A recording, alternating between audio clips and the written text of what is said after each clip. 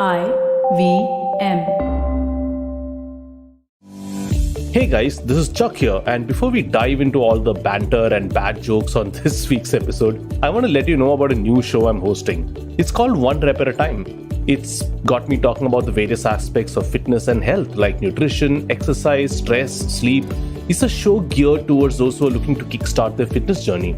I drop in lots of trivia, give you my own experiences and mistakes, lots of tips, speak to a lot of experts. So if you're looking to start a fitness journey, this is the show for you. Check out One Rep at a Time on Spotify, Apple Podcasts, and other podcast apps. All right, on with the show.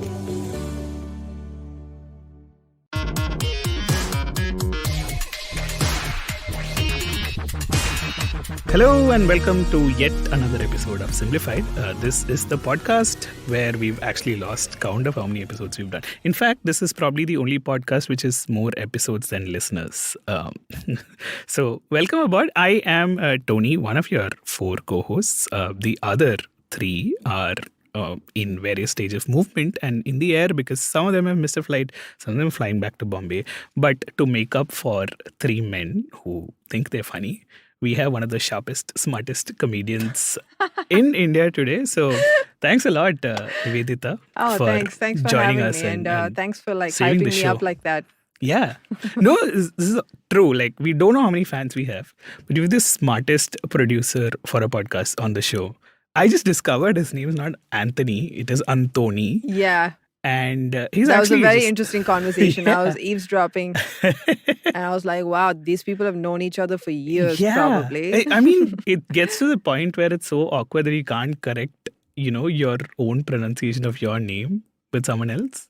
You know what that's like? Yeah, because you're also a Tony. Yeah. No, but till 12th, I was Tawny. Tawny. Yeah. When I'm in Kerala, I'm yeah, Tawny. of course. Yeah. Yeah. Is that how your family calls you? Yeah.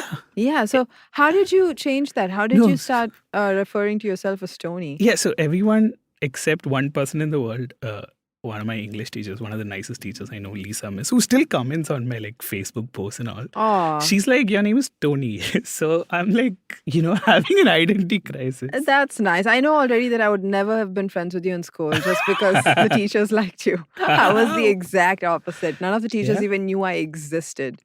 What? Like I was very famous in For not existing. for teachers not knowing who I was Yeah. in the class. I was like a ninja, just stealthing through school. That's amazing. Yeah, it's crazy. Like in the 11th standard, I came to class in the middle of a session. Yeah. What is it called in school? Period. in the I think middle of a we used period, to call yeah. it a period. And then It sounds wrong. sorry, for it's some been so reason, long. yeah. We're all old and we've forgotten what it feels like to be in school. But I remember coming in the middle of the class and the teacher, she let me, this is my class teacher, by the way. Yeah. It was her class. Yeah. And then she looks at me and she goes, Are you part of this classroom? Oh my Like, God. yeah, and the whole classroom just burst out laughing because Yeah. they just knew that no teacher knew who I was Wow. Okay. in the class. And this is while you were still like one of the tallest kids in class, or I wasn't one of the tallest kids in class. Believe it or not, there were like at least 3 girls taller than me. wow. And okay. they were tall, like they were 5, 10, 11, 6 feet. So we've established that Niveditha comes from the high jump capital of India. Yeah, which is- Coimbatore has a lot of tall girls. The boys are all short though. like Naveen Richard. I always told Naveen yeah. that. I was like, He's Naveen, one of my how come- favorite comedians. Yeah, he's the best. He's He's the best. amazing. Naveen is the best. You think, Yeah. oh, is Naveen this good in real life? Yeah, he is. He Oh. is that good in real Wow, life. okay. It's crazy. Guys, the sponsor of this episode is A hero. Naveen Richard. All the way from Thoothukudi. Yeah. Thoothukudi se Thoothukudi? Thoothukudi. Yeah. Oh, okay, that's right. I'm That's what he says in that. Oh, yeah. Yeah, I've watched every. Oh, Chuck and Srikeit, who are not here, are the biggest fans of Star Boys. And Yeah? probably the only show that Oh, has. Naveen, can you be so happy to hear Yeah, that? but I'm hoping that's the only show that has a smaller audience than Simplified and is smarter. Because for the longest time, like, we've pitched ourselves as a smart show, right? Like, and How do you guys do that to yourselves? Yeah, but gotta have that confidence. yeah, but like, you know how we got validated along with discovering that Anthony is actually called Antoni. Uh-huh. I realized he's got a podcast in Tamil called Kannagi Kaviyam, I want to say. Yeah. It's on Silapadikaram, Uh-huh. which is supposed to be like one of the Yeah. classical poems in Tamil, I want to say. Is it a poem or is it a novel? I'm not sure. Is one of the things. can- But like, why don't you check it out on IVM podcast? It's called Kannagi Kavim. If you can speak Tamil, like Kannagi a native. Kavyam is a Yeah. poem, I'm Okay. guessing. I think it's Silapatikaram, on the other hand, I think I'm it's confused. their adaptation of Anthony and Mardu, I want to say, Kannagi Kavyam. of Silapatikaram. Oh. But this is one of the things that Anthony does on the side. And you would think that Anthony is a producer of the show. And you know what a side hustle is. Yes. I realized after the last episode with Naren when we were doing fertilizers, when Anthony decides to pitch in, saying, yeah, I actually quite enjoyed that episode. I do some of that work. And I'm like, what do you do? It's like, I am doing a PhD in inorganic chemistry. So, yeah, like... So high he's jump is smarter than required. you?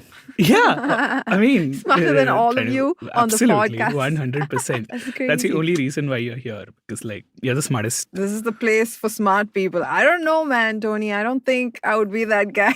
But I would say that I know about stand-up, if that's what we're going to be talking about. Yeah. So I can say that I have knowledge about the topic we will be talking about today. Eventually, at some Yeah. point. But Eventually. some would call you the queen of comedy because obviously that's... I mean, it probably was the a first. title that was given to me Yeah. once. Yes. I mean, that's how I know you. So. Oh, yeah. That's how a lot of people know me. And then, like, I disappeared into the shadows.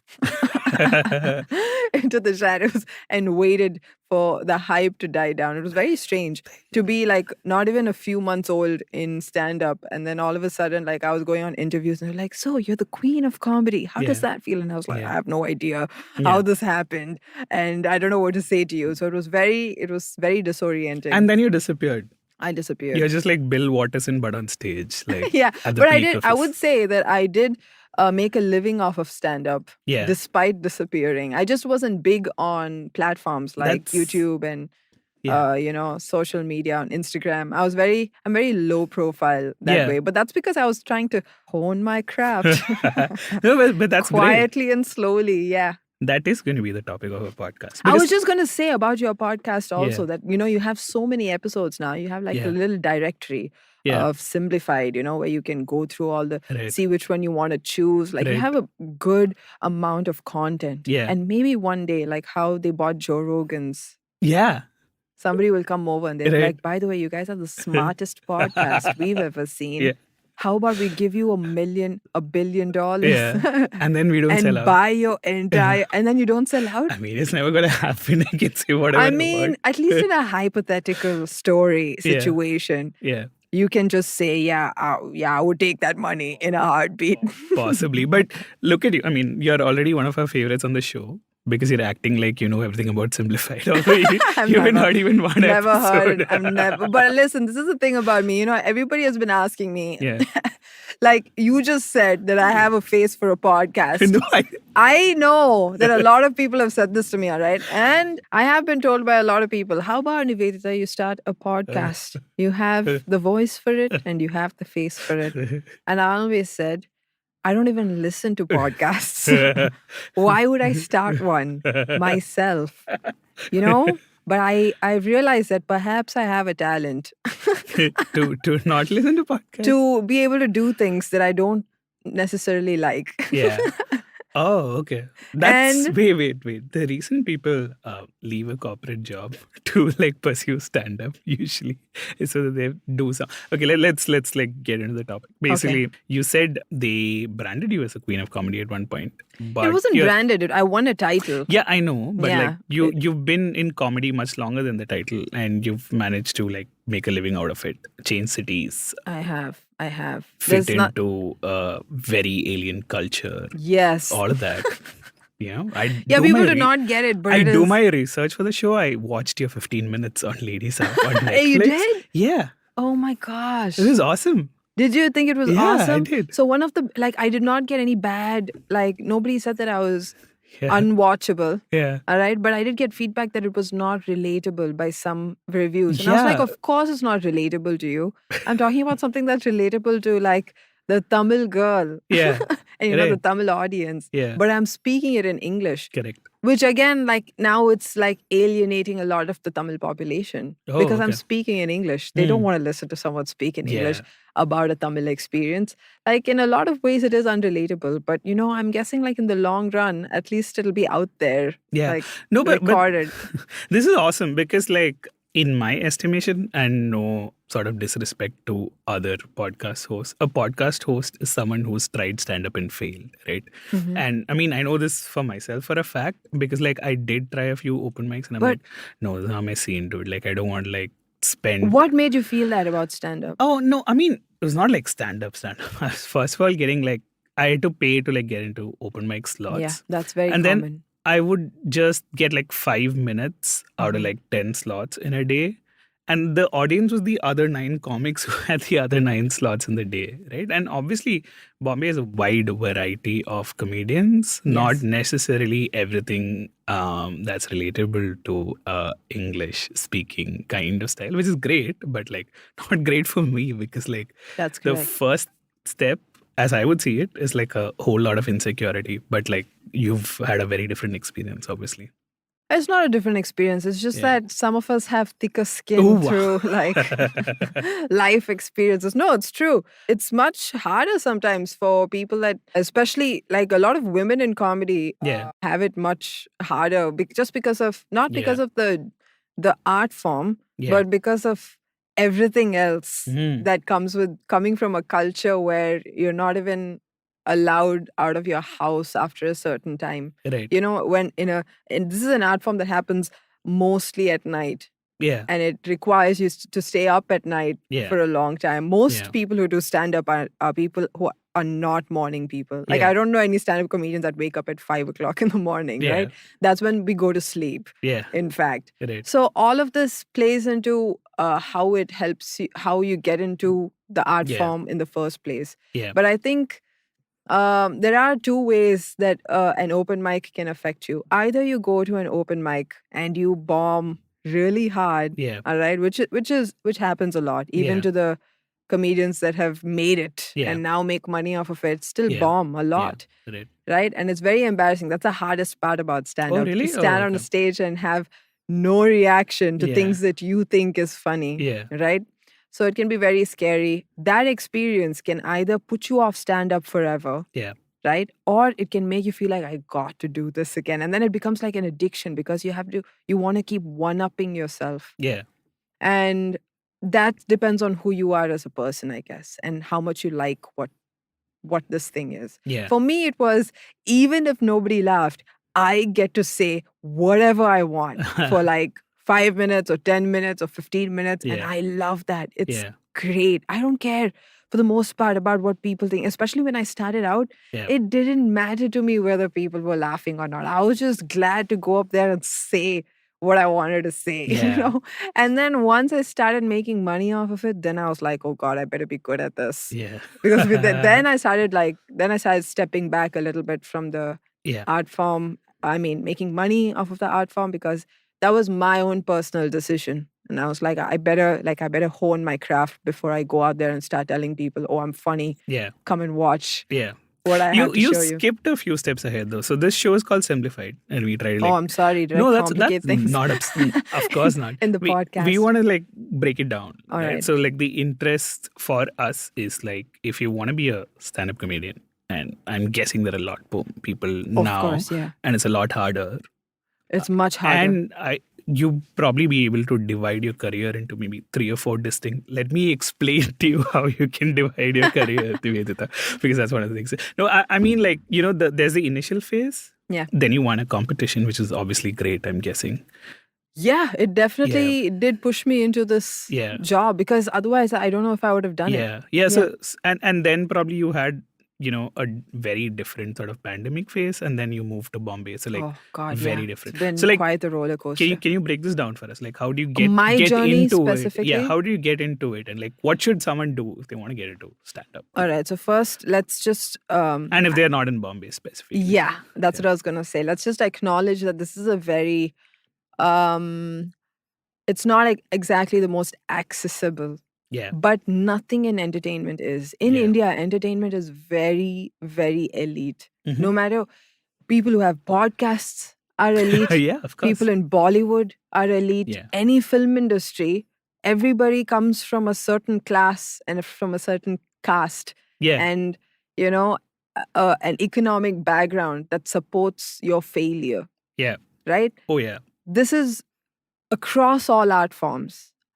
And it is like that even for comedy. I don't think there's any comedian that has made it that comes from, and maybe there are. I may be ignorant to somebody's history because I don't know everything about everybody. Maybe no English-speaking comedian who's made it outside of privilege, possibly. Yeah, not just that. Even with regional languages, it is hard because it's very innate in us, isn't it? The whole classism thing. Like sometimes you don't even know you're doing it, but you're doing it. Yeah. It's very common. Right. And so you don't realize what other people don't have or how they can't make it into this. So let me explain to you in terms of gender how this affects people, right? Yeah. A lot of girls wouldn't come into stand-up because it's a largely male-populated space. Yeah. So when you go to an open mic, there's like, how many women were there on the lineup that you performed in? I don't remember. But it would be like 1 or 2 max. Yeah, that's how much there is always. Yeah. There are always only 1 or 2 women. But you had a leg up because you on the did lineup. mechanical engineering. Yeah, I have experience. See, that's what I'm talking about. My experiences got me into this because I've always been in a male-dominated field. Yeah. And so I'm familiar with how men behave around women who are in a minority. And I'm thick-skinned around that. So it never, like when I started stand-up, there were no women in Chennai. Right. And I went to open mics where there was just like a bunch of guys and me. Yeah. Right?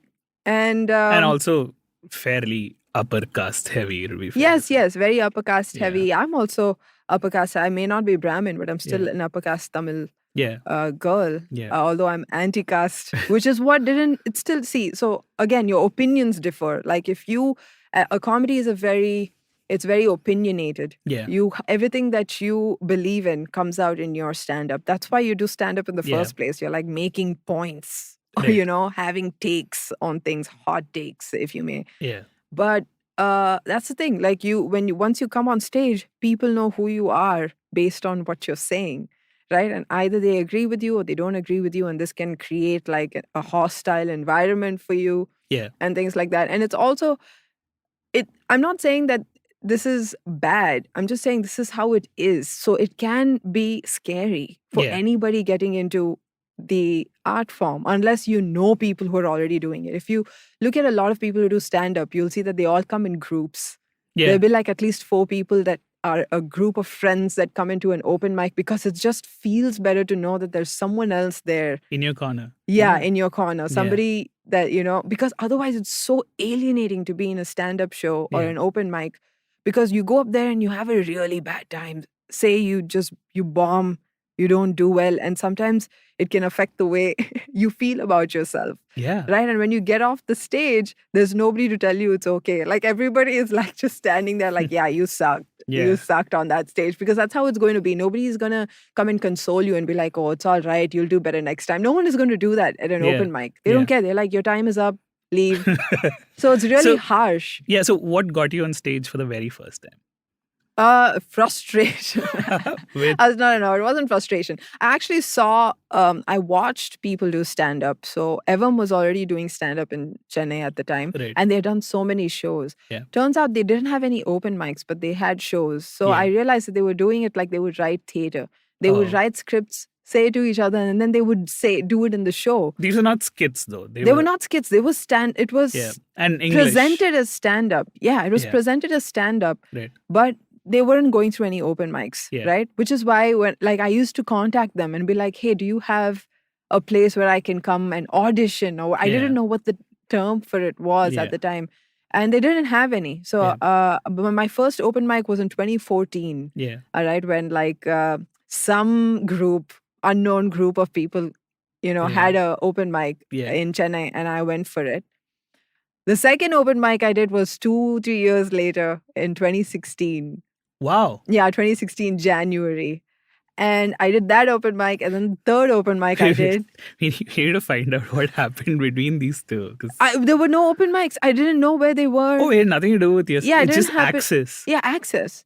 There were no open mics in the city that I knew of. Right. And then when I went in 2016 in January, that's when I met like other people who were doing open mics in Chennai, right? And then I became friends with them. at that open mic, and I was like, hey, this was, by the way, conducted by Evam. Yeah. And so that was like one of the only Evam open mics. And then when I met a bunch of guys there, and those guys were like, oh, we're starting an open mic of our own. Yeah. And I was like, oh, okay. How about I come to that one? And they were like, yeah. Yeah. And that was strange because it wasn't like we got audiences or anything. We would just go to an open mic. Maybe Yeah. there'd be like 3 people there. We'll tell them jokes and then we'll move Wow. on. That's what it was like. It was like at someone's house or like... Not we would go to like we would have a venue, Okay. like an ice cream parlor or something. Oh, nice. And we would hire it. They would hire it. Yeah. And we would go and perform. Sometimes we just perform to each other and move on. Right. Right? So it was like a very not great scene. But you felt okay doing that. I was okay doing it. Yeah. I was okay doing that because you still like get to hang out with these people that, also want to do stand-up. Right. And it's fun. Yeah. So I was doing it. It was interesting. And you were still in automobile engineering at this No, time? I had quit that. I was doing an editing job at the Right. time. Yeah, and I quit engineering because it took too much of my... I knew I wanted to get into the arts. I Yeah. just didn't know how I was going to do it. So I took up a job that didn't take up that much of my time. Yeah. A job that I could finish by 6:30 and go do an open mic. Yeah. So I took up a job like that and I started doing these open mics in 2016. Very far apart. Yeah. Although I started doing them, like by the time I did Queens of Comedy in 2017, Yeah. by the time I had done Queens of Comedy, I'd probably done 15 open mics in Yeah. total, 15, 20 open mics. Yeah. So I wouldn't say that I was a comedian Yeah. by then. Yeah. I was still like doing open mics. Yeah. So You were a chameleon though. You could fit into pretty much any circumstance you found yourself. yeah. I Yeah. think that comes by being somebody who's had to move around a lot. Yeah. I've never really stayed in one place. My Yeah. family has always moved around Yeah. a lot. And every time we moved, we would have to assimilate, and we would have to like Yeah. get along with everybody. And so I think all kids that have that experience of Yeah. being, moved around Yeah. have the ability to... Yeah. You either need that or you need thick skin. So that's like point number 1. Second Yeah. is access. Yeah, there's access. Yeah. And there is fear. There's a valid fear in trying to do this. Yeah. Because it takes up a lot of your time, a lot of your emotional space. Yeah. And you have to see if it's worth it for you. Yeah. And for a lot of people, it's not, which is why they come to 3 open mics and they stop coming. Just to start podcasts. But anyway. Yeah, so that happens. And it's all right. Like, I don't think it's... A lot of people, so a lot of comedians are very purist. And when I say purist, it means that they don't think any other thing should come in the way of comedy. Yeah. You know what I mean? Yeah. Like, if you're a stand-up, do only stand-up comedy. If you like get that? famous through reels, Oh, there's like these are like less the respect for you. Rahul Dravid of podcasts. Cheteshwar. Okay, I'm making cricket references. Yeah, I'm no. sorry. No, that's fine. But Yeah. why a Rahul Dravid of... No, like there are certain people who think like test cricket is the only kind of cricket. Yeah, that type Yeah. of purist mentality. Yeah. Yeah. There is that in some places. But honestly, Yeah. like any other art form, who cares how you make it? Like Yeah. as long as you do, it's So you make what- the rules for your What is the definition of making it? making it. Yeah, it's a very broad term, Yeah. right? Can mean anything. Making it is basically, in my opinion, making a living off of it. Yeah. It's a big deal. If Without you can, worrying about a safety net. Yeah, without worrying about a safety net. To Yeah. get by in your life. And Yeah. I'm not saying you should be ambitious. You want to buy a house with this Yeah. money. No. I'm just saying in your I don't know, capacity Yeah. or in your dreams of what it means Yeah. to live a happy life. Yeah. If you can get that done Yeah. through a stand-up career, Yeah. then you've made it, Yeah. right? You can be a well-adjusted human without necessarily being wealthy. Yeah, Yeah. a well-adjusted, that makes complete sense. Like Yeah. I think if you can do this job full-time and have food on your table 3 times a day and a roof over your head, Yeah. it's a massive deal. It's because it's a great job. Like, I mean, it's so much fun to do Yeah. and it doesn't take much of your time. It's like a nice Yeah. personal and work-life balance is great Yeah. in stand-up. Yeah. And you might not make that much money. And it's not like you get a salary or anything. Yeah. You got a network. So it depends on what you want for your life. Like I've seen comedians that are very ambitious, that have like, are looking to make big numbers on Instagram and get like branded deals and, you know, have a YouTube and like hustle. That's the hustle in comedy. And those guys will make it. They will make a good amount of money because that's what they want. But I also know comedians who are happy with just doing like small shows. And then like just getting by with the small shows that they get every month. And some of them even have like side hustles and full-time jobs sometimes, you know. They're just doing do their this for fun. PhDs. Doing their PhDs. I just realized I like brought in a lot of my personal trauma and like pain. This is a very, very dark picture. We'll get to the joy of stand-up comedy and everything else on the other side of this break. Hello. It's been another great week on the IVM Podcast Network. On Cyrus Says It's Cock and Bull, Cyrus, Niveditha, Tony, and Antrix discuss the new IVM merch, which you should definitely go check out on our website, ivmpodcast.com. You can click the shop tab, and that will take you to our partner, Grow91. There's a whole bunch of cool stuff there, which you should definitely check out. But besides the IVM merchandise, they also discuss thieves who perform puja before looting gold and cash worth rupees 34 lakhs in Kerala. Also, we would like to let you know about something we're very proud of. We've started this new podcast called the Vox Podcast in association with MMA India. It's about all things audio. Karthik Nagarajan, who also hosts the Filter Coffee podcast with us, talks to Anil Vishwanathan. He's the Senior Marketing Director at Mondelez India, and they discuss the innovative use of voice and audio. Speaking of Karthik Nagarajan, on the Filter Coffee podcast, Virali Modi tells Karthik what it's like being disabled in India. The Simblified gang dive into the manure pile to explore how much our country spends on fertilizer. On All Things Policy, the Takshashila folk analyze the policy implications of the 5th National Family Health Survey report. And on Say No to Drama, Chitna asks us to realign the stories we've been telling ourselves. So as I mentioned earlier, we've got some exciting news for you. IVM Podcast has launched merchandise and our first line is out now. Head to the IVM Podcast website and click on the shop tab and check out the first collection of t-shirts. Do follow us on social media as well. We're IVM Podcast on Twitter, Facebook, Instagram, and LinkedIn. And remember, if you're enjoying this show or any of our other shows for that matter, please do tell a friend. Also, don't forget to rate us on any of the platforms you're listening to us on, whether it's Spotify, whether it's Apple, wherever you do that, that is really helpful for us. And do remember, you can also check a lot of our shows out on YouTube. If you go to ivmpodcast.com/YouTube, you get a list of all of our channels. We're also doing a small listener survey, so please do help us out with that. If you go to ivmpodcast.com/survey, it'll help us understand a little bit more about our listeners. And finally, we'd like to thank our sponsors this week, SBI Life Insurance, Jupiter, a digital banking app, and Capgemini. Get the future you want. Thank you so much. Without you guys, this wouldn't be possible. And welcome back to Simplified, where we are talking to Niveditha Prakasam on the joy of stand-up, apparently. The joy. Yeah. What is joyous about stand-up comedy? Isn't it amazing to make fun of everything?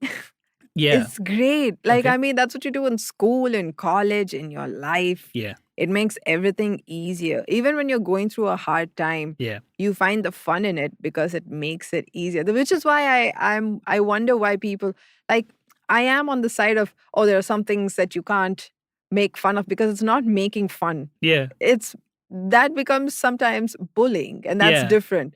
I But think- I'm I talking think- about having a fun time with something or making a point which is easy to listen to. Yeah. So I think something that you referred to in the early part of the show, plus what you're talking about now, I mean, there's like a very fundamental concept of punching up versus punching down, right? So like, what is it and how does that work? So there are so many definitions for this, Yeah, right? we're Like, going with I think your George universal Carlin level. has the best Okay. interview about this, which is what most people go by. Yeah. The interview that George Carlin gave. But is there about- any other framework, or is this still the... It's still what he said, but there is like everybody pushes boundaries. Yeah. You know, there's at some point you have to, because I see it this way. Like, I think that if you can't just say, don't talk about this. You got to have a conversation about why you can't talk Yeah. about this. Yeah. Only then people are going to stop. Okay. But in its elemental sense, as I understand it, Mm. punching up versus punching down is being aware of the privilege where you come from, Yeah. and therefore sort of identifying yourself in a power structure, Yes. and then saying you are allowed to sort of make fun of anyone above or like has higher power over you in that power structure, Yeah. and like not putting down anyone who's below you, because like Yeah, there but are then you several have to be self-aware of where you are in Correct. this power structure. And most people have no idea, yeah, right? but Especially you've in had India. that I thought mean, I process? believe I Yeah. have an idea Yeah. about, like, you just need to be realistic about things. Yeah. No, we're just simplifying. So like what is the way to get there? To figure out like what material you shouldn't have in your It's quite simple. Like if you are bigger, or so there are two ways this can affect you. So now if you're a person that's going to make a joke about another community, Yeah. and that community or a group of people yeah. are people that are already Yeah. being made fun of or treated badly by Yeah. the world in general, Yeah. then you got to think of it as like, why would you do it? Then you're taking the easy way out. Yeah. You're just like, pandering to what everybody else Yeah. feels Yeah. about If you this. wanted to do the easy thing, you'd just be in engineering, right? Like Yeah. you chose stand-up. Wouldn't you? Yeah, I think so. You don't take like the easy way out and stand Yeah. up. And stand up, you gotta like be a little more challenging about what you talk Yeah. about. And that's the fun of it. Like, at least for me, Yeah. that's how I feel Yeah. about it. And I do think like some comedians would be like, I have the right to say this Yeah. because I'm a comedian. Yeah. But you see, if free speech is free speech, then other people get to say things too. I don't agree with violence, Yeah. like, Yeah. somebody beating up a comedian or Yeah. like that kind of thing. Obviously, that's bad. Yeah. And all of us are afraid of it. All of us are like ready for someone to come up and beat us up.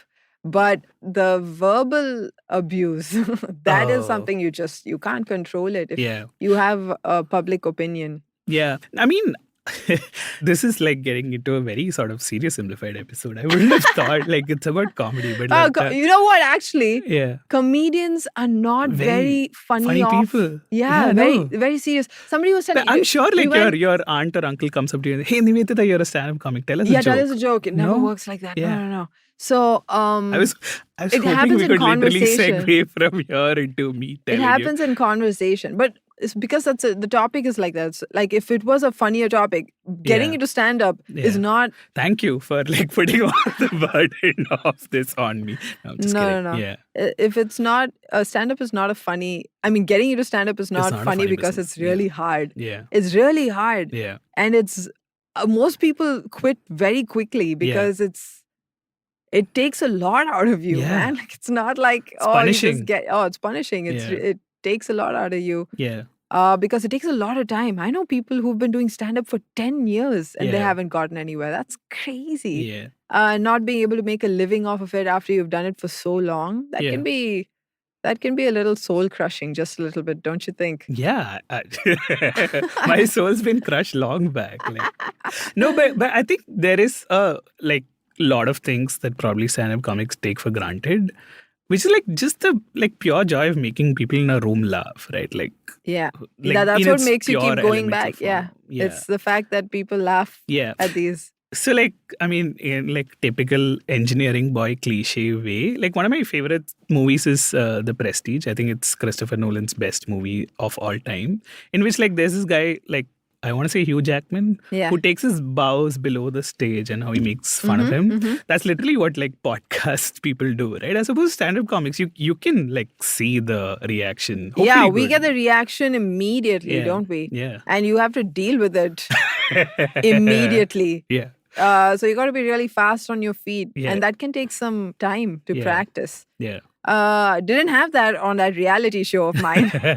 On the reality show, that was a TV show. It wasn't even stand-up. Yeah. We didn't even have time to practice our material or anything. We Oh, really? wrote material. We did it like for 2 days in the week. And then we went straight to the show. Wow. Okay. So if it didn't work, it didn't work. Like you couldn't do anything about it. I was just watching, I think it might have been on the finale, the one where you talk about America as a Oh home God, of I the was so free. I don't even remember that set. I was so sick when I did It's that. such a refined, amazing set. Man, I just overcompensated that day. Yeah? I was, that and that sketch round. There was this one okay. episode where we did sketches. Yeah. Gosh, I don't even remember how I went through those Yeah. episodes. I was really sick. And you can see me sniffing on stage, but I was overcompensating. I put a lot of energy into that set because I was like, well, this is going to suck. And then it didn't suck. It was, I was very surprised. But it could have gone anyway. And I'm really happy it went the way it did because it gave me a lot of confidence to pursue this as a career. But yeah, it wasn't stand-up. Like I would tell you that was TV, that was television. Okay. It's completely different. Yeah. It's a whole different game. It's not the way stand-up is done usually, but it does give you discipline. Like, for the first time, like I know people who've done stand-up for a long time and then they go on Comic Stan and then they start putting out material like every week because you have to, because of the show's requirement. Yeah. And they're like, man, I could have done this like all of my stand-up life. Yeah. But I didn't because, stand-up is like you just wait on your material for years and years, which is so useless. Just put the material out, right? Like, and write new material. But you just like as a stand-up, you're so self-critical. You watch a material, you're like, no, it's not done yet. I need to do this again. And then you just wait for years. And it's so annoying and boring. And so like since the pandemic, that's what me and a lot of comedians have thought about. We're like, let's just put out all of the material we're doing, whether it's good or bad. Podcast. Everybody, Okay, but here's the thing. Podcasts are not the same thing. Look at us. We're just talking about something that I would probably be talking to someone else like tomorrow. Isn't that great? But you have an audience as well. You just can't see them. They can abuse you. The occasional kind person messages you. Part about we actually, I know like our audience and we are a self-deprecating podcast, but like I've had people like randomly asking me, are you the guy from Simblified? And I'm like, wow, like how is this happening? Because like I don't think there are too many listeners, but only the kind ones respond. Like the people who are not listening don't invest time and energy to listen to a podcast, right? So, but most people listen to podcasts when they're doing something. Yeah. Like as how people listen to music when they're jogging or driving or cooking or something that they don't have to watch when they're listening to a podcast. And I know like dedicated podcast audiences and it's usually people who read a lot. I have realized that people who read a lot also like to listen a lot. Yeah. Wait, why are you saying this disparagingly? Because I'm just saying it's an observation I made. Do you read a lot, Tony? I would like to claim that I know. More than the average person. Yes, I'm sure you do. You seem like the kind of person. And that's why you're so good at the podcast thing, I feel like. I'm glad this is your initiation into podcasts. So Except Joe Rogan. I think every other podcast reads a lot. Possibly. No, not necessarily the case, but I mean, I think the sort of difference that I was trying to make was the social contract of a podcast host is very different from that of a stand-up comedian because like without realizing it, you could go viral. We won't. Like, it's fine. You can say anything you want to. What do you mean you won't go viral? You can just talk about something. No, it's a good thing. We don't want to go viral. But you should, though, eventually. Like, somebody said something on Simplified. Did you hear that? And then it goes viral on Twitter. Just the audio. I can't believe he said that. It's never going to happen. Like, people have too many other things to do. That's because your audience, like now, if you get like controversial people on your show. Yeah. No, we don't want to. Okay, wait. First of all, we don't want to do that. But like, secondly, you don't have a choice. Is that why you call me? Because I'm not. No. Listen, I might just do something crazy tomorrow, and then this will go up on your Simplified podcast, and people will like take excerpts from this podcast and be like, "Hey, these guys on Simplified called this girl never gonna on happen. this woman." So. I mean, I'm not even sure if I should say this, but like Chuck and I used to have a newsletter and we shut it down a while back because we worried like, it might end up somewhere. We don't have the same worry with Simplified because it's really? Yeah. Wow. But like the reason I asked that and to link back to what I wanted to ask you about before is in terms of material, right? It's not just about the jokes you make, but it's about the jokes you cut out. Yeah. Right? Like some of them may be funny, like just objectively, but also you have to put in the whole sort of like filter to say, why am I in stand-up to begin with? Yeah. Am I going to be like propagating like, I don't know, more privilege, more power structures? How do you want to say it? Like, am I going to be casteist while I say it? Am I going to be like, nobody is thinking about those things. People are just really like showing their true characters on stage. Yeah. So if they're being casteist, they're just casteist. Yeah, but then you're in your story of yourself, you're not casteist, right? Like it's I mean, something I would. that's So natural. Here's what I believe about casteism. All right, like it's just like sexism. Since we've like been brought up in this structure that already exists, so we're just casteist because of our existence. There's nothing we can do about it. Like I Yeah. may be anti-caste vocally, but Yeah. like my history and the life I've lived is very privileged because of the caste I come from. Right. You know, and Yeah. that's not something I can ignore. Right. It has been there. Yeah. I'll give you an example. As soon as I came here to Bombay, everybody introduced me as the Tambram. Oh. And I would be like, I'm not even Brahmin. What are you guys talking Are about? you Tamilian though? I am Tamil. I'm not Brahmin. So then I had to like tell people to stop doing that. They would write descriptions of me that Niveditha is going to talk about her Tambram problems. I'm like, I'm not even Brahmin. Yeah. And then they didn't realize that Tambram was a caste location. Oh. They thought that Tambram was just what people call themselves. Because here in Mumbai, Yeah. every Tamil person is Brahmin, apparently. Okay. And they call themselves Tambrams. Yeah. So a lot of people in Mumbai and Delhi Yeah. and, you know, places outside of Tamil Nadu think Yeah. that if you're Tamil, you're probably vegetarian and, you know, they Yeah. associate it with the Brahmin characteristics of Yeah. being Tamil. Yeah. So now when they saw me, like there was no one else here that was Tamil and not Brahmin. Yeah. So they thought that I was they just assumed it Yeah. about me. And then Yeah. 1 year later, like I realized that they were doing this and I saw a description of myself. And I was horrified. I was like, can you take that off? I'm very much anti-caste. Yeah. And you know, these are things that I don't stand by.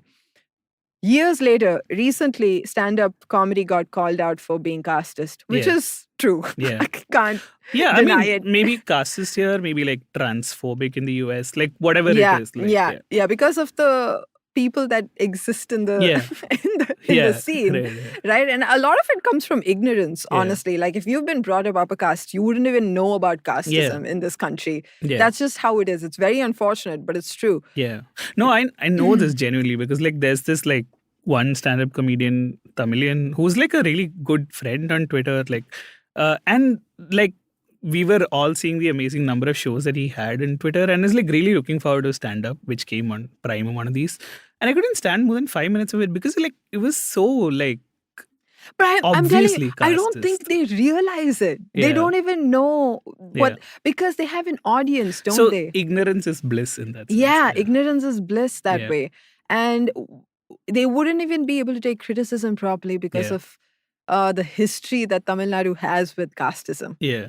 You know, so it's not even an easy topic to talk about, like, to them. But Yeah. you will see that there's a huge Hey, did you know you were population. You can't even bring it up. It's What is impossible. caste? You'll have to start People are there. very, very defensive about this. And I Yeah. think we will start improving only once we stop being defensive about Yeah. it. This is just something, just read up, Yeah. get some knowledge about it, and be a little realistic about where you stand in this society. Yeah. Like you gotta be a little like open your minds and Yeah. ears, especially as stand-up comedians. It's very weird for people to be completely ignorant about things like this Yeah. and to not listen to everything. Because I mean, what else are you doing as Yeah. somebody who's in stand-up? Like, Yeah. this is the point of the job. Absolutely. Like- No, okay. So this conversation has actually got a little bit more serious than I wanted it to. So we will, sorry. we will end By af- the nature after of a- my character. No.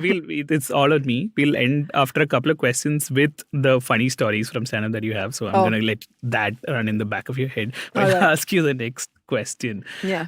which is that as a stand-up who wants to make it, the easiest thing to do is probably to pander to the lowest common denominator. Or get on a reality show. It's the best So way. you're I'm not saying even joking. you basically like It took a is ladder. the biggest launch pad Yeah. for a stand-up comedian. Yeah. And you might say, oh, but it's not actually stand-up. So what? Yeah. It still gets you tickets. People will buy tickets Yeah. to come watch your show. So the compromise is at the level of the form, not necessarily the content. To which I mean, like, you don't necessarily like, you're not going to make like, I don't know, sexist jokes or like classist jokes or you wouldn't be able to do that on an OTT platform. anyway. Anyway, they will It's gonna censor it. everything, which Yeah. is great. Yeah. It is great. Like, Okay. I mean, I do think that you have to be able to do clean comedy before you get to the dirty stuff, just Yeah. because it's harder. Yeah. It's harder that's to be true. clean. Yeah. It's really hard. That's true. Once you tell people to start being clean, they get mad because it's Yeah. hard. Yeah. Like, swearing and shouting is Yeah. very funny. Yeah. And it's very fun to do, Yeah. even as a comedian, because, Right. you know, It'll it's get how you a you laugh talk. at least. Yeah, it'll get you a laugh. Yeah. And that's cool. I'm not against profanity and screaming and Yeah, yelling. yeah. But I'm just saying the best comedians in the world all have clean material. That's true. Richard Pryor had clean material. So do you like start there or do you end up there? Like, do you have to go through necessarily the easy steps of profanity and like, I don't know, sex jokes, dick jokes, whatever? Oh, that's how everybody starts out. Yeah. You go to an open So mic where don't somebody's worry doing about their it. first open mic. Yeah, They're it has to be all sex. doing, Yeah. they're all doing jokes like that. Yeah. Pornography, sex, all that stuff. Yeah. Girls usually talk about harassment, obviously. Oh my God. Obviously. Guys will go up there and say, I watched a porn video. I was like, that girls will go up there and they'll talk about the guy watching a porn video and talking about her on stage. It's very weird, but very fun. Yeah. For everybody that's hoping to get into this. But it is a messy... you know how I was saying that everything is classist in entertainment? The thing is, everything is hard to get into. But the good thing about stand-up is anybody can get into it. There if you go. find a way... Finally a ray of sunshine after 50 minutes of conversation. After you get into it, it's maybe hard to see. You can have a job. Like, there's no struggle period. I was talking about this to another comedian. Oh, wow. Okay. There's no struggle period in comedy. Look, the thing about it is it's all in your hands, right? For an actor, you have to go to auditions, and it's really sad because you're completely dependent on another person to give you a job. Yeah. In stand-up, it's not like that. It's a business, isn't it? Yeah. You get into the art form, you start putting out videos, you start putting out content on Instagram, build a following, and then you start doing it full time. Yeah. No, that's a great segue into, like, one of the things that we love to talk about this podcast is about the creator economy, right? And how you necessarily don't need to have a large following. Like bands, musical bands these days won't have like sellout crowds. But if you have like 1,000 true fans, like a few, people who are willing to pay you money to see you do something, then you're okay with it. Right? So like, how do, like, you don't necessarily make all of your money from just doing shows, right? There'd probably be like the Instagram side of it. There'd be like other material that you put out. So how do you like sort of figure out what you need to do at any point in time? Honestly, everybody is winging it. Okay. I wouldn't say anyone is planning any of these things. As soon as you get an opportunity, you grab it and you do it. That's how it's been until now. Like any comedy show that's been produced has been produced that way. Like somebody comes and says, hey, we need this. Like that's how I got my Netflix 15 minutes. Netflix was like, hey, would you like to do 15 minutes with us? And I was like, yeah. I was unsure about it. I was like, do I have 15 minutes to put on Netflix? But I'm not going to turn down Netflix. So what about like collaborations with brands? It's really hard. That's one thing most comedians like can't do very well. But it is really hard. Some people do it really well. That's a skill on its own. Brand deals. But what puts you off it? Is it like the principle of it or just generally? It's just some brands can be very weird about what they want you to do. And it makes you look bad. When the brand is like, hey, this is how I want you to look, and it's completely against your principles of how you want to look or who you are, then it's a compromise of your own brand as a stand, because it's a business at the end of the day, and you want people to see you a certain way with certain strong principles and opinions and stuff like that. And then you get into a brand collaboration. You would think that stand-up must be like a little easier than that, but it isn't. Honestly, even like the cleanest, most happy stand-up comedians have big opinions. Look, Kenny Sebastian, one of the nicest, like chillest comedians on stage, always having fun, but he has really strong opinions on everything, on a lot of things. And he may have like a Naveen nice... Richard and Kenny Sebastian. And like, I think because these are comedians that I can talk about because I know them opportune time to plug Star Boys, which we are all huge fans of. Great, which has nothing serious to do with it, but like, but you were saying like they all, everyone, everybody. I'm just saying that it's a very, because you're talking in stand-up. You're not just there with a pretty face. You're actually saying something. Nobody is. Nobody is. It's like it's not a glamorous place to be. It's like, I remember one of these comedians in the West, I think it was Whitney Cummings or something. She was talking about how stand-up is like a sport. I agree. It is like a sport. You've got to go up there on stage and do whatever you got to do. And it's hard. It's not exactly... And you have to sometimes be okay. Like, you know what? People say that, women can't do this because it's not in their DNA to impress men with humor. That's the That's the idea that women, funny okay. doesn't come naturally to women because you don't need it to impress men. Right. Right? It's that Christopher Hitchens essay. Okay. And that's what men have been Yeah. telling for a very long time. You read enough for a podcast. No, we just know these things because they're like in pop culture. But yeah, this is like the idea that they have. And I'd say that it might be like partially true. I wouldn't completely turn it down because we are socially conditioned to please others, Yeah. especially in regressive communities like, That's where true. we come from. Yeah. You're not even allowed to talk. So how do you get the chance to make a joke if Yeah. you're not allowed to talk? Yeah. Which is why you'll see like a lot of funny girls in girls-only schools. Oh, yeah? Yeah. This Oh is a my thing? God. Which is, don't you know? Like, haven't you No, been in a city where like there was a girls' school and everyone was like, the girls in that school are murderers? Have you not been in a city like that? No, what? I grew up in a girls' school and that Oh. girls' school had such a bad name. People would like come. We wouldn't do anything, but Yeah. we were just you were confident. one of the Yeah, I was one of you're them. one of the murderers. I was one of those murderers. And you're not guilty. You're I'm stating not- for the yeah, record. I'm just trying to clear right my hand name. up, heart to God. You are not guilty. And these girls would be hilarious in school. Yeah. The minute they went to college, everything would change. Oh, wow. Yeah, Yeah. because it'd be that balance you have to have because there are men there now. There are boys. And it's true. I've seen that happen. So I wouldn't Yeah. completely No, we're sorry. turn it. I wouldn't completely like say, no, that's not true. It is Yeah. because I've seen it. I've seen it happen. Like girls just tone themselves down when they're around men because I asked a boy once, I was Yeah. like, do you like funny women? He was like, of course I like Yeah. funny women. And I was like, so, if you marry someone and she makes a joke and everybody's laughing, and he's like, no, that's not what I want. I want to be able to tell the jokes and she should laugh at my jokes. Oh, that's That's fine. what I mean Yeah. by she should have a sense of humor. So there's this whole like thing, right? That you don't Yeah. want to be one-upped by a woman, Yeah. especially a woman that's with you. You Yeah. want to be the guy. Oh, yeah, correct. For men, they want to be the guy that Yeah. makes a joke and Who's gets wearing the is in the pants. center of Yeah. the center of attention and things Yeah. like that. And a lot of times women are happy to let that be the man in Yeah. the room. Yeah. I don't know about your moms and aunts, but Yeah. in my house, all the ladies have always like taken a step back and been like, yeah, make fun of Yeah, me. it's possibly And true. all Yeah. it's always been like that in Yeah. my family. Which is why my family has a big problem with me. They're like, oh, here she comes again with a big mouth. Don't worry, they're not listening to this podcast. Oh, yeah. That's another reason why podcasts are better, because your family is never going to Yeah, listen my to family it. never listens. To Yeah. it. I don't know. My mom might. My mom looks for stuff like because I don't tell her when I'm doing something, so she Yeah. constantly Googles me Wow, really? and like YouTubes me, and she'll find out what I'm doing, and then That's she'll be like, "You awesome. didn't tell me, but I saw this." Oh, nice. I'm like, "Oh gosh." Yeah. I'm very shy about my family Yeah. or friends knowing what I'm doing. Okay. Quickly, before we move, last question is what would make you quit stand-up? You don't quit stand-up once you get into it. What, really? Yeah, you don't quit. How do you quit stand-up? like- There's no way. Like, there's this it's- one guy who told me he quit stand-up. I was like, you don't quit stand-up. It's like not. a religious cult. It's not like a religious cult, but They'll hunt you like, down it and will laugh in your face. it will sort of like pull you back eventually. Like once you've been on the stage Yeah. and you've done it for It's a over a high. year, Yeah.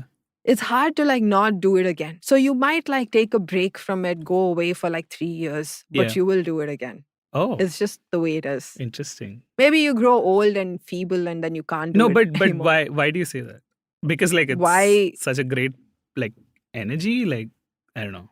Not it's just it's like learning how to do something. Once you know how to do it, Yeah.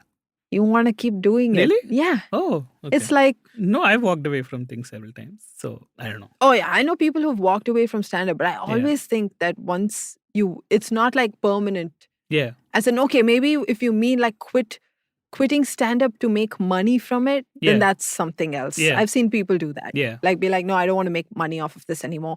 I want to make money through other ways. Oh wow, really? But I will keep doing These like are the these test small match open players. mics. Yeah. So Yeah. I've seen a lot of people like that Yeah. quit stand-up for money, but they didn't quit stand-up for joy.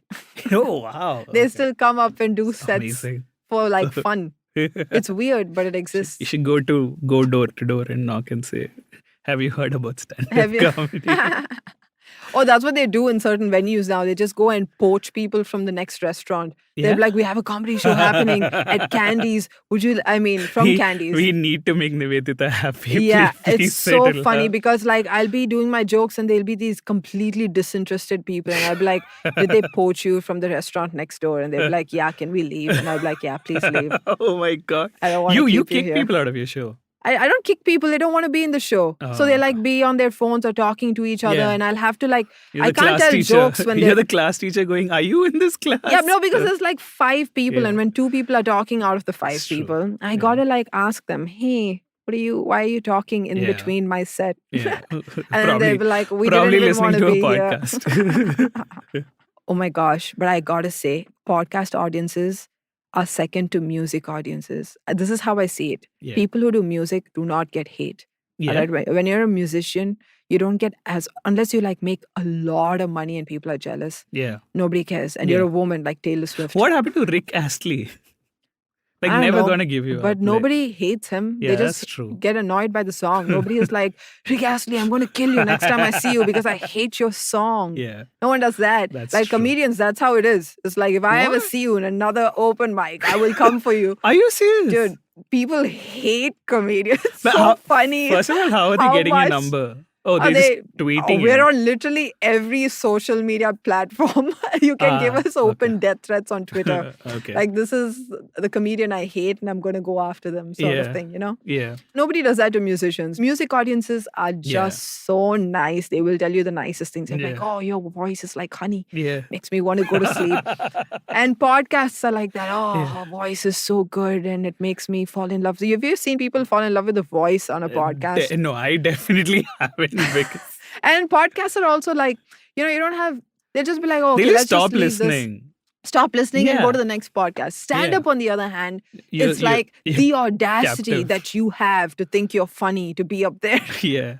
and tell these Why don't you jokes. just go start a podcast? It's not someday? only like YouTube audiences, even live audiences are like that. Why do you think comedians get attacked on stage? It's because the audience is so angry Yeah. with a comedian Yeah. that they have like an instant physical isn't- reaction. Is it that or is it just like attention seeking? Because It's not attention seeking, it's pure rage. You have like streakers just like running onto the pitch. Just like, yeah, that's different from like people being mad at a stand-up. yeah, they really just want to like, Because for sports, it's just Physically that punch you.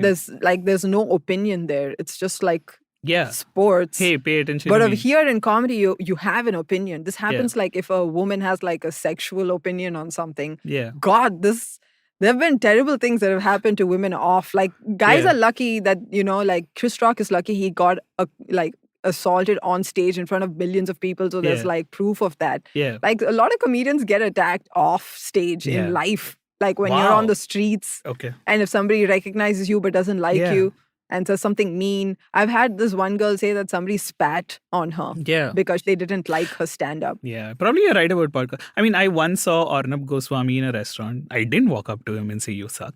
I mean, I wanted to, but I didn't.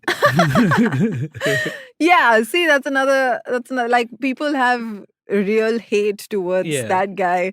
And it's the same for comedians. Yeah. Because No, you it's know, very different. I mean, it's not completely different. It's the same idea that somebody makes you so angry because Yeah. of what they're saying or how they're saying it. yeah. Just haven't you met a person and just immediately found them unlikable? Yeah. It's how comedians are. Right. You can't be unlikable if you're a good musician. If you make it in music, you're just the most likable guy. Look at Kenny just taking up his guitar and like playing a That's nice true. song. That's That's why he's true. like one of the most loved comedians out there because he puts a little music in there. Yeah, that's true. Alex from Tamil Oh, Nadu yeah. I with love Alex in Wonderland. Yeah. You see, all the comedians that put a little music in, Yeah. more loved than comedians that don't have Next, music. they should put podcast. Alex told me, he was like, buy a guitar and become a musician, Niveditha. That's the best way to go about this business. Oh, but he's amazing though. Okay, funny stories from the world of stand-up. I don't know if you'll find this funny, No, but that's they are okay. funny in terms of stand-up Yeah. comedy, all right? Like because you're asking for funny stories Correct. in the stand-up Yeah. world. It's not funny stories from like a chemistry lab. This is like funny stories from the world of stand-up. Yeah, which I'm is gonna also assume that they are going to be funny. they're funny to us. Yeah. I don't know. So do you find this funny? Let's find out. This is an open mic now. Yeah, pretty much. There was this one time when This was like right after Queens of Comedy, right? Like I Yeah. had a value to my name. And What they do were you mean calling had? me. Why is this past tense? Because I don't have that value anymore. Like it's I got rid of that you value. invested it all in cryptocurrency. Oh gosh. That's what it feels like. Yeah. That's a great analogy for what happened to Yeah. my name in stand-up. But yeah, I had that whole Queens of Comedy tag. Yeah. And so I used to get put on lineups with these much bigger artists like Yeah. Biswa, Rahul Subramanian, Yeah. Sonali Thakkar, people who've been doing stand-up for far more years than I've been doing stand-up. Yeah. And then also like these are very weird setups, right? This one was in a theater. Yeah. Okay, so the amount of, noise, the laughter that you hear is very muffled Oh, okay. because it's a theater. meant to be like yeah, that, it's meant to yeah. be that way. Yeah.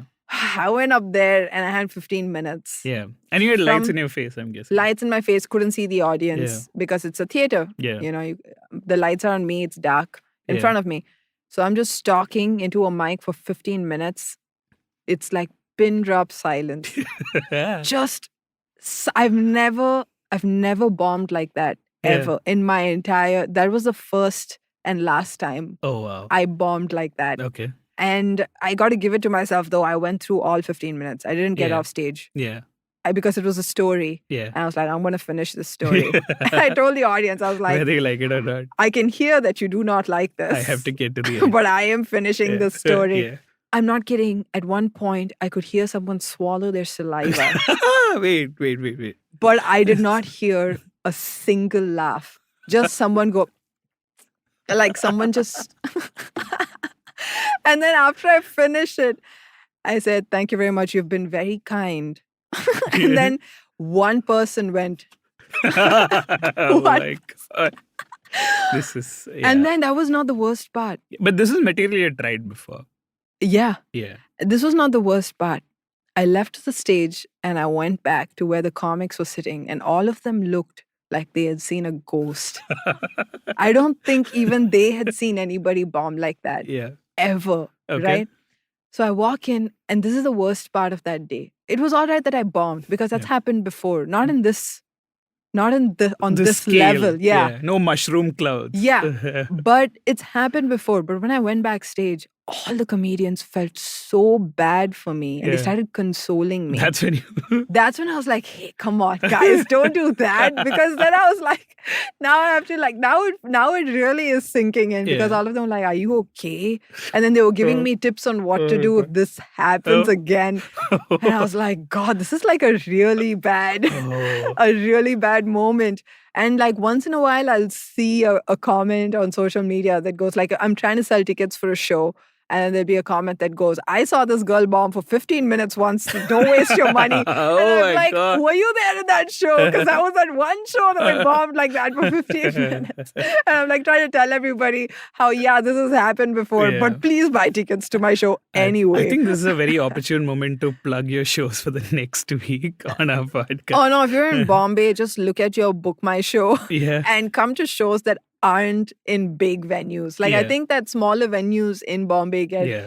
really sidelined. Yeah. Where the crowds are poached from the restaurant. Next Yeah, to. the ones where the crowds are pushed from restaurants. Yeah. The bigger venues do have like audiences because like bigger names go there. Yeah. But like if you really want to watch underground stand-up, I Yeah. call it, because it's not exactly the mainstream Where stand-up. stand-up comics tell you things they won't tell you on the big stage. Oh my God, Yeah. honestly, like if you want to listen to the jokes that aren't allowed to go online, Yeah. you got to come to these smaller venues. Tell us one of them. Come on, Niveditha. Tell us a joke. You're a stand-up comedian.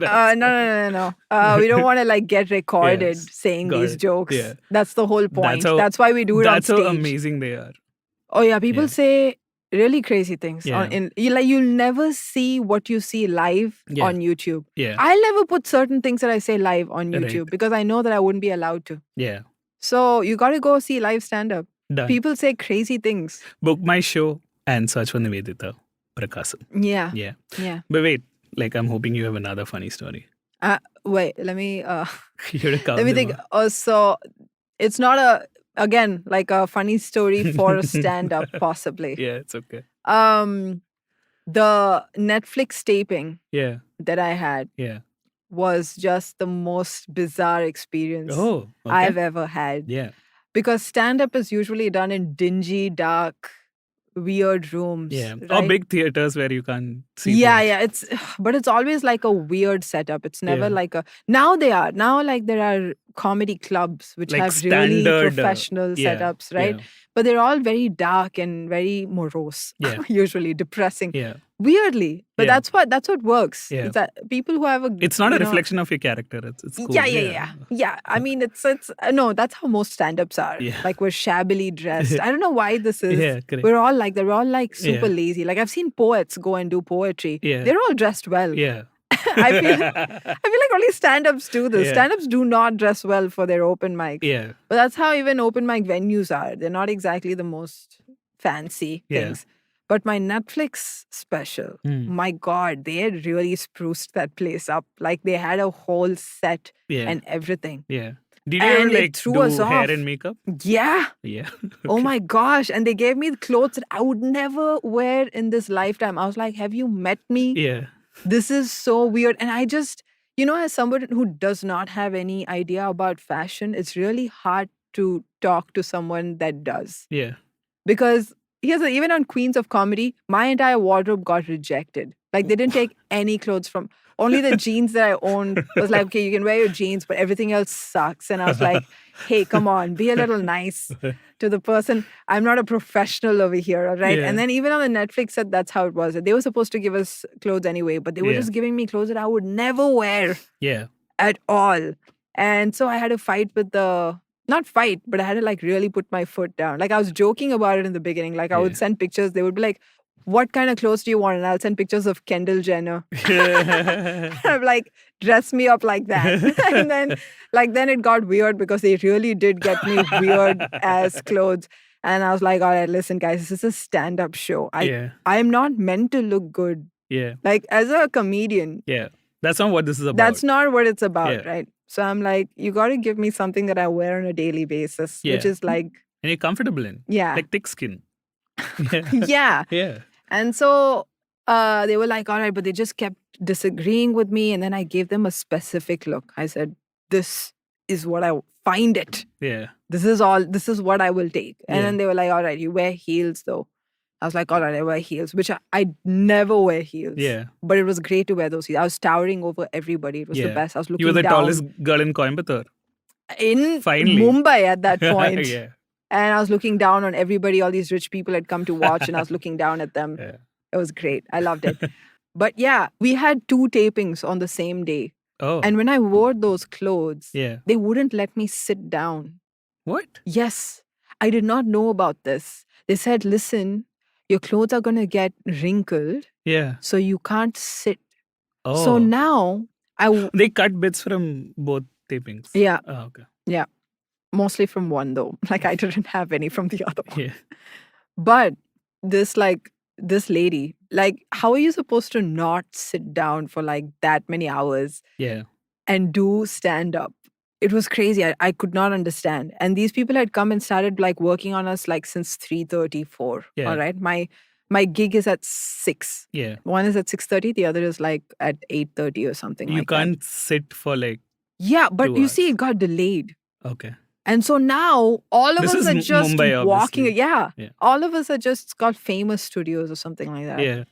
All of us were just wearing these clothes and these high heels and just standing until we got called on stage. Just standing and walking around. And I was like, this is going to kill me. Like, I am not. And so we were like, come on, guys. Like, you can't expect us to do stand up like this. But we had to. We didn't have a Yeah. choice. And I You're realized that contractually obligated. obligated to do this. Yeah. And I was It's like, called stand-up comedy, not sit-down comedy. which is why I Yeah. guess you need to, men are so lucky in Yeah. that way. Like nobody else had this Wrinkle. issue. Yeah, Yeah. they just bought 2 shirts of the same color and wore jeans underneath. Yeah. And I was like, why can't I do that? Yeah. That sounds like a great solution. Yeah. Like 2 pairs of the same clothes. Like, Yeah. why didn't, because I was complaining about this Yeah. to the guys, and the guys were like, oh, we didn't have a problem. They don't even wear that much makeup, Yeah. the guys. Yeah. The girls just slap on Yeah. a bunch of makeup and then Yeah. nobody can recognize you. Yeah. You know, they're like, oh, Niveditha, you had a face for video. you had a face for video in that. Yeah. I was like, yeah, that's because they made me look like a whole different person with all that makeup. But yeah, it's a different ball game. Like to do stand-up in general and then do a special and tape like for television and things like that. Completely different things and hilarious because you're just walking around hating your life for like 10 hours. I think we just stood around for 10 hours and did 2 sets. So it was like from 6 or 5. 10 hours? Yeah, because we had post shoots. So because this is a shoot, we had like things that we had to do for promotions in the same clothes. Yeah. So then we did like one show at 6:30, another one at not even 6:30, I think it was 7, and the other one at 10 or something. And then after the audience left, we had to do like other, like enter from here, enter from there. And we did that for 1 hour. This went on till like 12. Then after the audience left, which they were so pissed off, like because they had to wait for like an hour to get into the venue and stuff. Then we had like promotional shoots and all of us were just standing in the same clothes, not being able to sit down until then. So you can see it. Like we didn't even take much from the second show that I did because I was exhausted and you could see it in my face that I was exhausted. And it was just like everybody, we made fun of our, like, you know, the cameras were moving cameras. So when they say come through the door, we had to walk towards the camera and the camera would move away from us, right?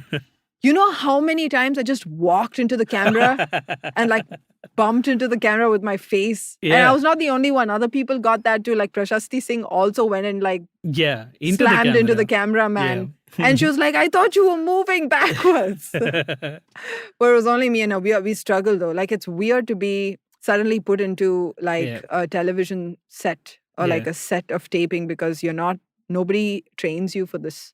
Like you just gotta learn immediately, you know, because you're a live performer, you don't know how to behave on screen.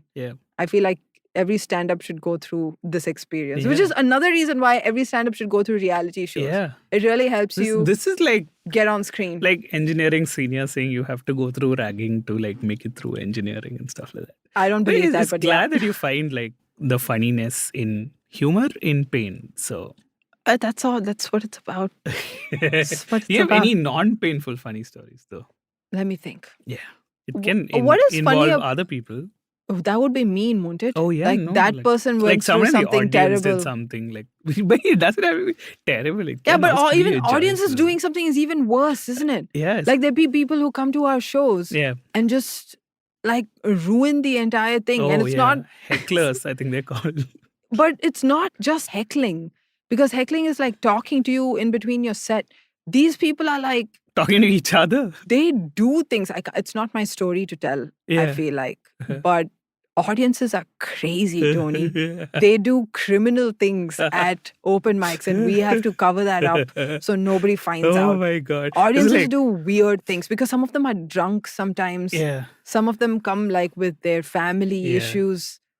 Oh God, it's weird. Oh, okay. Oh, comedy is really not in a pleasant way. It's not in a pleasant way. That's another reason why a lot of women choose not to do stand-up because they're like super unsafe for like, especially because stand-up audiences are mostly male, especially when they come for live shows. Okay. Like everybody is a dude. Yeah. And they do weird things. Yeah.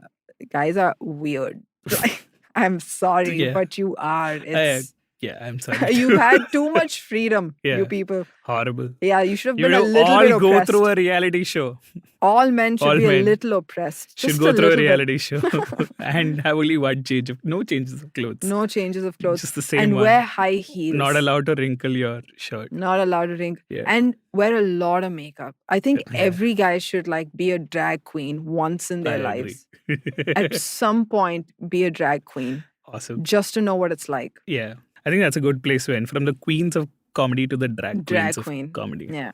Thank you so much. Thanks, This Tony. has been like a simplified episode unlike any other. But how would you know? You haven't listened to any I've of never, them. I don't have anything to compare it to. Yeah. This is what it is. This is what simplified People is. are going to come back and be like, yeah, that Niveditha, I remember this one. Yeah. She bombed on Simplified for 80 minutes. No, just kidding. We bomb all I the time. mean, It's cool. I'm very comfortable with bombing at this point. Yeah, it's not bombing. It's just you being you. And thank you for that. Oh, thanks. Yeah. I mean, I'm guessing. I don't know what you are like. No. This is who I am. Yeah, This it's is the who I am. podcast I'm version of a lot of Niveditha. people say I'm very activisty. And Activist-y. activist-y. First yeah, of all, like get a activist dictionary. type. Yeah. Activist-y type. Activist-y. That's how all of them refer to me. That's And like I would a agree. disparaging comment. Is it? No, it's not. I don't feel disparaged. it's I not. don't feel. Yeah. I kind of like. I understand why they feel that way. You're standing up for. Yeah. I'm Except very without the vocal. comedy, I'm yeah. very vocal about things that they Yeah. say. So yeah, I understand why they would feel that That's way. cool. But if you would like to catch the funny side of Niveditha, check on Book My Show. Is that Wait, 1 second. You guys don't think that this like even my stand-up is very it's all satire. Just don't Don't come. believe that I'm going to be Don't any come. different in my stand-up. No. Did you watch my Netflix? No, but you should realize that the only people listening to it at this point are the people who've sat through the entire episode. Yeah, I think they've done their filtration already. They really would like That to is come for your true. show. Yeah. Yeah. Therefore, So that's I probably don't how feel, it's going to yeah. be. So Book My Show, wherever you're probably going to perform Yeah, I'm in doing. Bombay. I'm bunch or of follow stuff. me on Instagram. I Yeah. usually put stuff We'll- shows. If you live in Bombay, Yeah. then you got to follow me on Instagram because I do shows here almost every day. Yeah. And I tell people to come, nobody comes. Really? Yeah. Yeah. But Or just go to the next restaurant I and they'll have let had you in. people come from podcasts. Is this true? Yeah. Yeah. I appear on a podcast and somebody's like, oh, I heard you on that podcast, so I came to Oh, watch you. I assume like, the all right. host comes and you were like basically No, a podcast the listeners come like from other countries amazing. and stuff. Are you serious? It's crazy. We have to test this for Simblified. Like someone Coupon code called for me. Simblified. Like a comedy, a venue producer called me once and was like, somebody has come to watch you. And I was like, well, I have to see this. Who's come to watch me? So I went for the show and I went on stage and I was like, who is this person that came to watch me? What do you mean? And then this girl was like, yeah, I came to watch you. And she... But what about the rest of the people? They were No, none of them had come there to watch me. They were just like comedy audiences. Oh, Yeah. like I don't have people that come to watch me there's live. like generic comedy audiences Yeah. who have a season ticket to the venue and then they just show up. Yeah. Which Despite is who's great. performing. Is this a real Yeah, thing? there's a Wow. nice big comedy That's audience nice. in Bandra. That's yeah. awesome. Yeah, people come to watch stand-up just for stand-up sometimes. Yeah. Because it's fun. It's also fun to watch people fail very badly. Oh my God. And gives people joy. It's like, Yeah. wow, did that person do badly? At least I'm not sucking in my life that bad. You know, then you go home feeling good about yourself. Yeah. But yeah, seriously, follow Niveditha on Instagram and Yeah. like, Yeah. please tell her if you've gone via Simplified because then it'll be awesome. Oh, yeah, that'd Yeah. be great. And I'm like, hey, I'll send screenshots to you. Yeah. That'd be And I was awesome. like, somebody followed me from your podcast. I guess it wasn't that bad after all. I bombed, but it was interesting. Yeah. Well, thank you so much for joining us. Hopefully the other hosts are back in the next episode. You won't be back next episode. So Oh. thank you. All right. I was hoping I would be. Yeah. No. I'm just joking. All right. Thank you. All right, bye.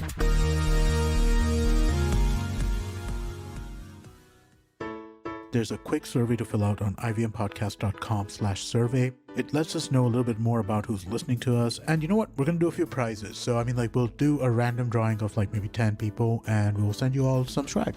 Remember, that's ivmpodcast.com/survey where you can fill out the survey. Namaste, this is Cyrus Brocha. I am part of the government cancel culture program to remove rubbish off all the different streams available. So what we have is all the collected rubbish we put together on our show. It's called Cyrus Says. It's on IVM Podcast. You have to watch it and listen to it. It's on our app. It's on our website. It's on the YouTube channel. It's on Facebook. There are many different ways. Don't bother me and ask me how. You have to find out. We talk to different personalities. Many of them are